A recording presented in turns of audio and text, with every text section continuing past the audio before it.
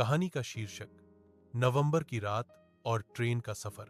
नवंबर का महीना था। हल्की ठंड अपने पैर पसारने लगी थी। प्रयागराज स्टेशन पर शाम के करीब 7:40 का समय था। प्लेटफॉर्म पर चहल पहल थी। हर कोई अपनी मंजिल की तरफ बढ़ने को तैयार। उसी वक्त गाजियाबाद जाने वाली ट्रेन धीरे धीरे प्लेटफॉर्म पर आकर रुकी। यात्रियों का सैलाब अपने डिब्बों की ओर दौड़ा। कोई जल्दी में था, कोई भारी बैग घसीटता हुआ चल रहा था, तो कोई सीट ढूंढने की कोशिश में था। मैंने भी अपना बैग कंधे पर डाला और स्लीपर क्लास के डिब्बे में दाखिल हुआ। सीट पर बैठते ही चारों ओर नजर डाली। किसी ने अपना बिस्तर बिछा लिया था, कोई मोबाइल चार्ज में लगाकर बातों में मशगूल था। लेकिन कुछ यात्री ऐसे भी थे जिनकी वेटिंग लिस्ट टिकटें थीं। एक ही सीट पर दो दो लोग सफर कर रहे थे। कहीं पति पत्नी एक छोटे बच्चे को गोद में लेकर किसी तरह सिमट कर बैठे थे, तो कहीं कोई बुजुर्ग जोड़ा एक दूसरे को सहारा देकर जगह बनाए हुए था। मेरी नजर थोड़ी आगे पड़ी। एक दंपति के साथ उनकी 2 छोटी बेटियां थीं। उम्र रही होगी 5 और 6 साल। उनकी सीटें कंफर्म तो थीं, पर एक दूसरे से काफी दूर। रात का वक्त था।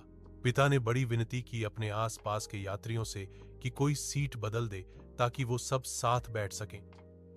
मगर किस्मत ने साथ नहीं दिया। किसी ने सीट बदलने से मना कर दिया।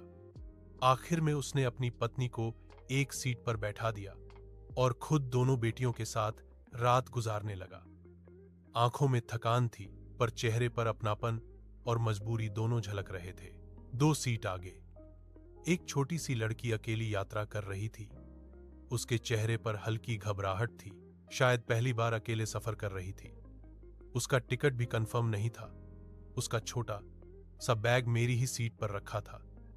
मन में आया कि बोल दूं, बैग हटाओ, लेकिन न जाने क्यों कुछ कहने का मन नहीं हुआ। उसे देखकर लगा कि शायद ये बैग वहीं रहने देना बेहतर है। कम से कम उसे लगे कि कोई उसकी जगह को लेकर परेशान नहीं है। रात के 10:30 बज चुके थे। धीरे धीरे डिब्बे की सारी लाइटें बंद होने लगी।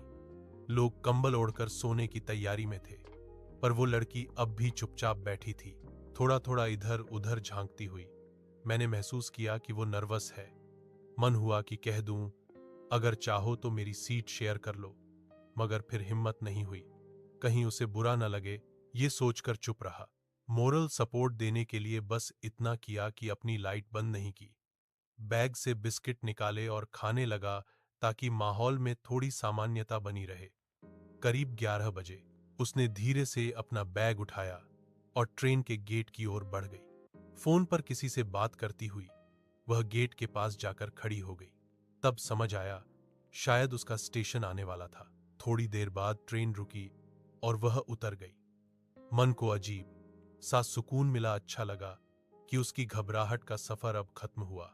मैंने फिर लाइट बंद की, मोबाइल में अलार्म सेट किया और कंबल में लिपटकर सो गया। ट्रेन की ठक ठक की लय में नींद कब आ गई पता ही नहीं चला।